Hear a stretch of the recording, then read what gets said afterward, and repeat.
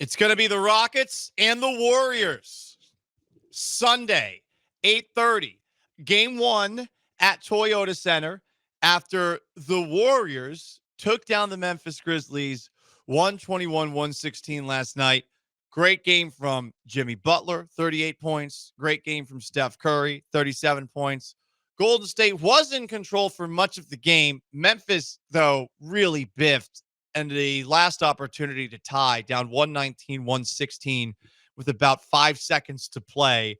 They got called for 5 seconds on an inbound. You give credit to the Warriors on that front. This is definitely a different Warriors team in a lot of ways. First off, a different Warriors team than the Dynasty days, but we knew that, right? Everyone's older. There's no Kevin Durant anymore. There's no Klay Thompson anymore. But they're also different from what they were earlier in the year. Ever since they've brought in Jimmy Butler, they have improved in a lot of ways. I saw this graphic on TNT. Before Jimmy Butler, they had the 17th best record in the NBA. Since getting Jimmy Butler, the third best record in the NBA. Their defensive rating before Jimmy Butler was the 10th best in the NBA. Their defensive rating since then, best in the league. Turnovers forced before Jimmy Butler, tied for 15th.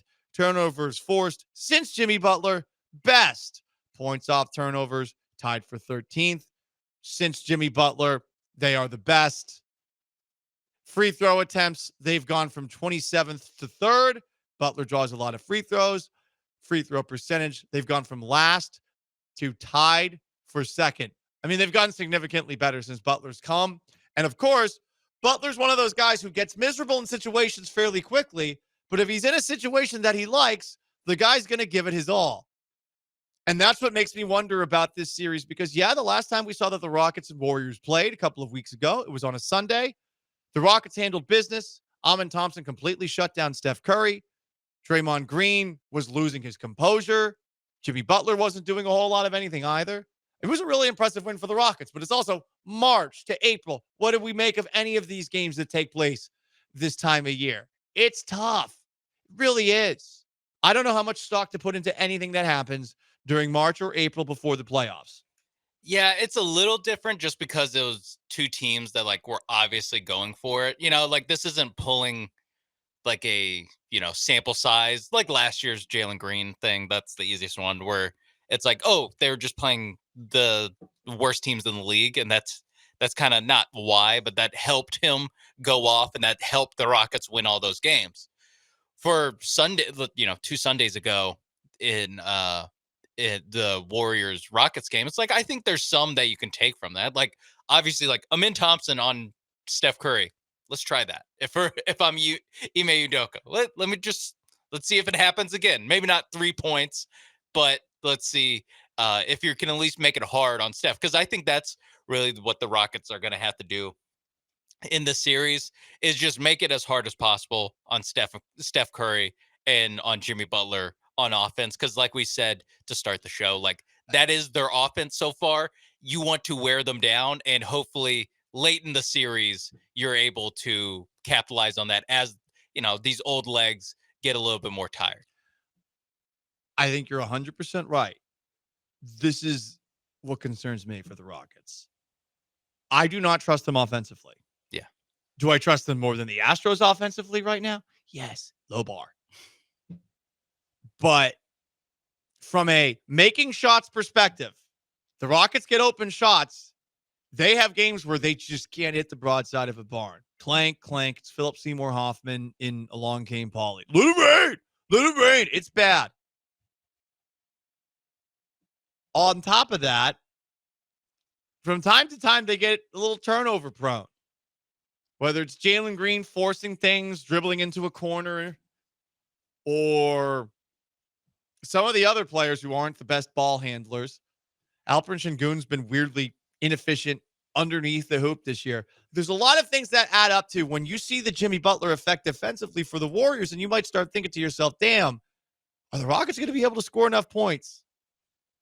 Are they going to be able to score enough? I trust the Rockets to play defense in this, but I do think there's a chance that this series ends up being very football-y, which I will enjoy watching. I know not everyone will enjoy watching, but I will be nervous because I do not feel like the Rockets, from a scoring perspective, especially without the guy. I know they're the favorites to get Kevin Durant this offseason. Maybe there's somebody else they consider going after. That puts them, I think, in a difficult position. Say these games turn into World War I trench warfare. Yeah, I mean the Warriors, like they have Steph and Jimmy, but on the whole, they are like an average offense, like throughout the year. I don't know since they've traded for Jimmy Butler, but a lot of this since they traded for Jimmy Butler is in March and April. So like it kind of falls back into how much can you read into the like they're 21-6 since they traded for Jimmy Butler. Mm-hmm. But that's also, I also bring March Jalen Green into the picture of like there's a lot of noise in a lot of these things just because they are a team that changed so drastically in the middle of the season that I think that in general, I think the fact that it is a offense that's going to be kind of station to station, pretty much like where you're What do not you mean worried by that? about. It's going to be Steph Curry or it's going to be Jimmy Butler, and it's going to be running plays to get Steph Curry or Jimmy Butler the ball. It's not going to be like the old Warriors where it's the ball is pinging around to three different guys that can all make you pay. Even Draymond Green back then was more of a threat than current day Draymond Green. So it's going to be a little bit more of a step. We're just trying to get Steph the ball because I am Brandon Pajimski. I am not Klay Thompson.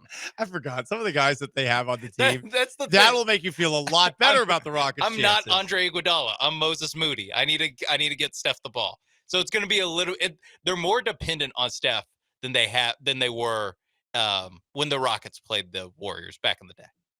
The Rockets are underdogs in this series for what it's worth. I don't know how many people saw this, but Golden State, 1.5-point favorite on the road, game one, minus 200 to win the series. So they think this is pretty close to a toss-up as the series goes. And you know what? Maybe it is. It's the Rockets' first time here. The Warriors have been there and done that for so long. It is a totally different Warriors team. But to what Sean was saying, with Steph Curry, with Jimmy Butler, and with the idea that they are very good at getting to the free throw line, at least based off of last night, where they shot, a combined 33 free throws, I think? Yeah. The Jimmy Butler free throw grifting will like. We will hate him by I'm the end just of the flagging series. that as like that's going to get on people's nerves. Do we disown him from Tomball if we are annoyed by Jimmy Butler and his free throw grifting? I think that there is a chance that we may ask the city of Tomball to denounce Jimmy Butler. We might have to ask for that. Yeah. I get that he's the pride of Tomball, but yeah, if he's insufferable in this coming series, which I definitely think will happen, that'll suck. Or does it just reflect poorly on the ball? Does Houston turn its back on Tomball for the next 2 weeks, however long? Well, yeah, it really is up to the ball. Is the ball going to declare with the banners, or are they a rebel? Are they a rebel entity that's all of a sudden declaring independence, like they're the Chaz, the Chop that I lived in Seattle, here in the middle of Houston? Could you say that the ball is in their court? Ooh, I think you could say that. Damn, dude. But yeah, I don't want any. This is a homecoming game for Jimmy Butler. This is Jimmy Butler coming back to his home city. No, it's not. He's from Tomball. I especially 45 minutes away from Toyota Center. Especially from the local TV channels. Especially like Channel 2, Channel 13, Channel 11. I want someone to go back, and I don't actually because I know Jimmy Butler's been through a lot, and I do like Jimmy Butler. I just don't like him now because it's a Rockets Warriors series. It's the playoffs. It's one of those things where he's from here, and I have a great deal of respect for him as a player, and I gotta like that he gets sick of the BS of many players around him and has the balls to constantly call it out as opposed to ever falling in line. Like the guy's always pushed for it. And there is a part of me mostly in the right for most of his career. Yeah, there's a part of me that wants him to win a title. There's a part, but not this year. Not this year. And honestly, I think in the years to come, not going to want it again, especially if he stays with the Warriors. I think he will stay with the Warriors.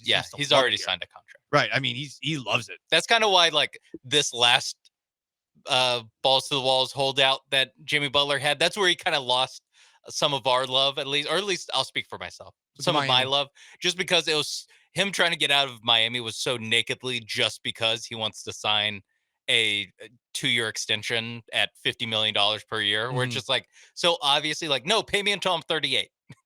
That's all he wanted. Yeah. And so that's why this one, with the Chicago trade, that actually was less like a demand, but that one, cool with Minnesota thing 100% on his side, wanting to get away from Joel Embiid and Ben Simmons. Down with that.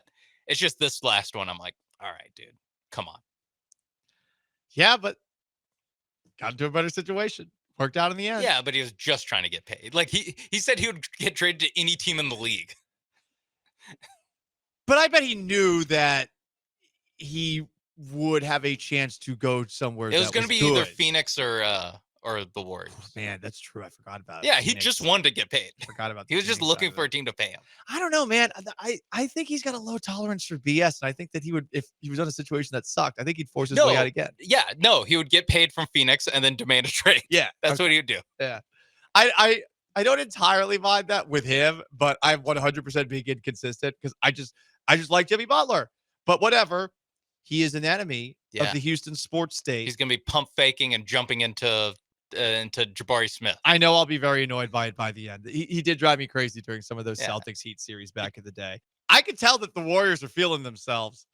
Perhaps they shouldn't. Again, the Grizzlies did hand them this game, but after the game, here is Jimmy Butler, who wants to get another title for Steph Curry.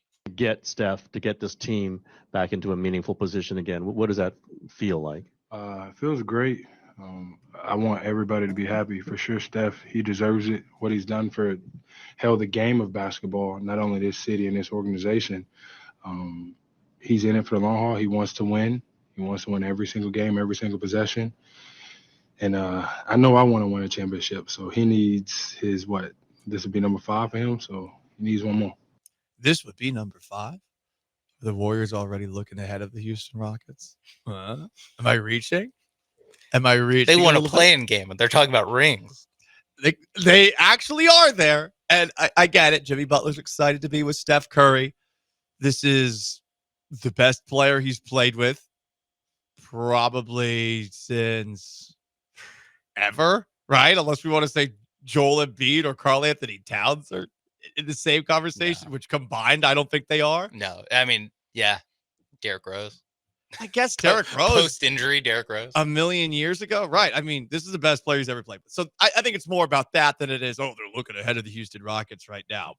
And he's really excited about playing with Steph. I mean, it's not often that you hear any basketball player admit they're the sidekick. And yet here is Jimmy Butler doing it using superheroes to illustrate his point. I think any team has a chance when I'm on a team, but I know that every team has a chance if Steph's on the team. So I get to play Robin. That's my Batman, and I don't know who else is. We got all the villains over there, Two-Face and Joker and Riddler, everybody else in the Western Conference. But we got a lot of games to win. I don't think anyone has ever admitted they're Robin in the history of sports. Because who wants to be Robin? Especially if we're talking about the very, very old version of Robin and the goofy TV series with Adam West as Batman. Like, no one's ever wanted to be Robin. Yeah, or Robin wears a leotard. Yeah, people will go like, hey, we'll only go as far as XYZ will take us. But they never volunteer to be, what's it? Like, Robin. The boy? Or whatever. Yes, the boy wonder. The boy wonder. Yeah. And that's Jimmy Butler, of all people. Play-in Jimmy / playoff Jimmy / Tomball's own Jimmy. He's willing to be Robin. So does that make you a little more nervous about this Warriors team? What does that make Draymond Green? Draymond Green's Alfred, but a more violent, less civilized Alfred, who was someone who might kick you in the balls and or punch you in the balls. Mm-hmm. He varies it up. Steve Kerr's Lucius Fox. Yeah, that makes sense. Although Steve Kerr's got an insufferability to him that... Is he Alfred? Would make sense that Alfred is the one that's just helping out, but not hands-on. So maybe it's Steve Kerr's Alfred. So does that make Draymond Green Batgirl? Does that make Draymond Green the second or third versions of Robin? And does that make Jimmy Butler actually Nightwing. Yeah, I was gonna say, is someone Nightwing then? Right, because there's different versions of Robin. Because Robin goes off and does his own thing as Nightwing because he's pissed off about being in Batman's shadow. Actually, that's probably Draymond. He's podcasting on the side because he's sick of being in Batman's shadow. So thank you, Jimmy Butler, for the superhero comparison that allowed us to go down that rabbit hole. I have a question, though. I know a lot of us have trauma from all these Rockets Warriors series and all these Rockets Warriors games. Are you willing to admit that the Rockets are still the Warriors' little brother, even if this Warriors team is very different? Because Golden State's 16-7 against the Rockets in the playoffs since 2015, 4-0 in series, and going into the third game of this season, there were 5 between the Rockets and Warriors. Golden State had beaten Houston 15 straight times. They had beaten them 8 straight games in Houston. The Warriors own this ass.